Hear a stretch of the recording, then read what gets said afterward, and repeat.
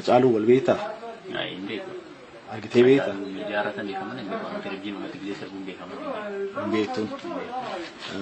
San booda gaafa miliqanii jarri kun akkam ta'anii miliqanii? Yaa bakka baay'ee muddamanii makiinaa tolfataniitu madeemu. Bakka makiina isaaniis illee gisee san baay'ee muddamee kufee ture. Kufee ture makiinni.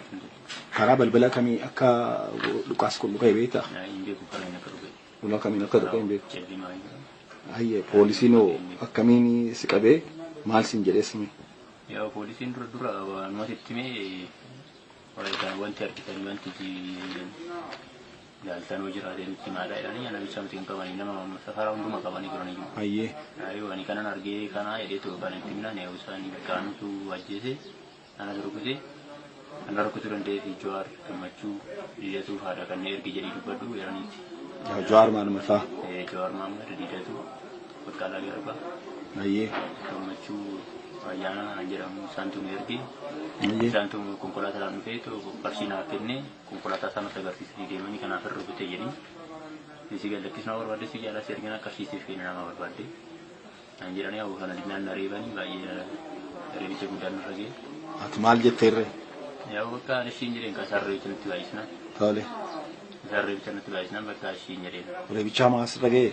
Mee akkamsi godhan si qofamoo gara maatii keetti illee waan dhufan jiraa? Maatii kiyya hundumaa yoo qabanii turan haadha kiyyarree boleewwan kiyyarree qabanii turan isaanirree dararaa turan na biratti. Hayyee. Yeroo kanaaf bakka isaanirree bakka maatii kiyyarree maaliif dararama bakka maatii kiyyarree maal dabadaban jedhetan bakka ishii isaan tuqina bakka waan barbaadasanii hin jedhaan jedheena. Tole mana murtee dhattee illee maal jetteen? Mana murtee dhattee ani wannan beekuun qabu ani gara nagari aanan nama dubbadhe kana ani beeku maayii jennaan.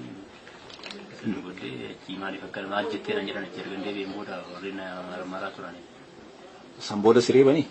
San booda maaliif aanan nuti hin jenne hin jedhin an jedhanii san booda reena fannisanii bakka reebicha guddaa irraan gahan. Fannisee mukarra si fannisanii si reeban? Mukarra akka kiyyana jedhanii bakka muka kubbaatti fannisanii waliin buukiyyaaf jedheen bakka ishee reeban. Meeshaa sana situ argate moo isaantu argate moo sitti kenneen? Naannootu kenneef. Meeshaa sitti kenneen?